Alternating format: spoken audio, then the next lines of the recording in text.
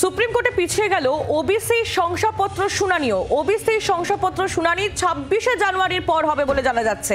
হাইকোর্টের নির্দেশে কয়েক লক্ষ ওবিসি সার্টিফিকেট বাতিল হয়। হাইকোর্টের এই রায়কে চ্যালেঞ্জ করে সুপ্রিম কোর্টে যায় রাজ্য। আর যে খবর আমরা পাচ্ছি, আজ এই শুনানিও হচ্ছে না, পিছিয়ে গেল ওবিসি শংসাপত্র শুনানিও। সুপ্রিম কোর্টে এই শুনানি আজ হওয়ার কথা ছিল, যে শুনানি আজ হচ্ছে না। পরবর্তী শুনানি 26শে জানুয়ারির পর হবে বলে জানা যাচ্ছে। হাইকোর্টের নির্দেশে কয়েক লক্ষ ওবিসি সার্টিফিকেট বাতিল হয়ে যায়। হাইকোর্টের সেই রায়কে চ্যালেঞ্জ করে সুপ্রিম কোর্টে যায় রাজ্য।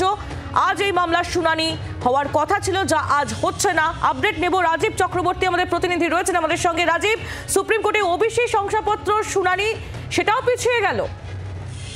একদমই, দেখো, সুপ্রিম কোর্টে পিছিয়ে গেল ওবিসি মামলার শুনানিও। এবং এই ওবিসি মামলার শুনানি তোমাকে জানিয়ে রাখি যে মামলাটি সুপ্রিম কোর্টে আজকে ওঠার কথা ছিল এবং মামলার পরবর্তী শুনানি হবে 26 জানুয়ারির পরে 28 এবং 29 জানুয়ারি হওয়ার সম্ভাবনা রয়েছে। কলকাতা হাইকোর্টের নির্দেশে রাজ্যের দেওয়া কয়েক লক্ষ ওবিসি সার্টিফিকেট বাতিল হয়ে গিয়েছে।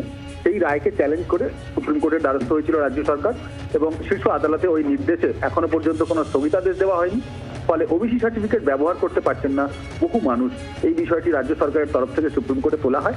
আজকে শুনানি হওয়ার কথা ছিল, মামলাটি পিছিয়ে গেল এবং আগামী 28 ও 29 জানুয়ারি এই মামলার পরবর্তী শুনানি হতে পারে। সঙ্গে থাকো রাজীব। আরও একবার আপনাদের জানিয়ে রাখি, সুপ্রিম কোর্টে পিছিয়ে গেল ওবিসি শংসাপত্র শুনানিও। ওবিসি শংসাপত্র শুনানি 26শে জানুয়ারির পর হবে। 27 বা 28 তারিখে এই শুনানি হওয়ার সম্ভাবনা রয়েছে বলে এখনো পর্যন্ত জানা যাচ্ছে। হাইকোর্টের নির্দেশে কয়েক লক্ষ ওবিসি সার্টিফিকেট বাতিল হয়ে যায় এবং সেই রায়কে, হাইকোর্টের সেই রায়কে চ্যালেঞ্জ জানিয়ে সুপ্রিম কোর্টে যায় রাজ্য। আজ যে মামলার শুনানি হওয়ার কথা ছিল তা আজ হচ্ছে না। ওবিসি শংসাপত্র শুনানিও পিছিয়ে গেল সুপ্রিম কোর্টে। মামলার পরবর্তী শুনানি 26শে জানুয়ারির পর হবে। বাংলার আওয়াজ, বাঙালির আবেগ, জি 24 ঘন্টা।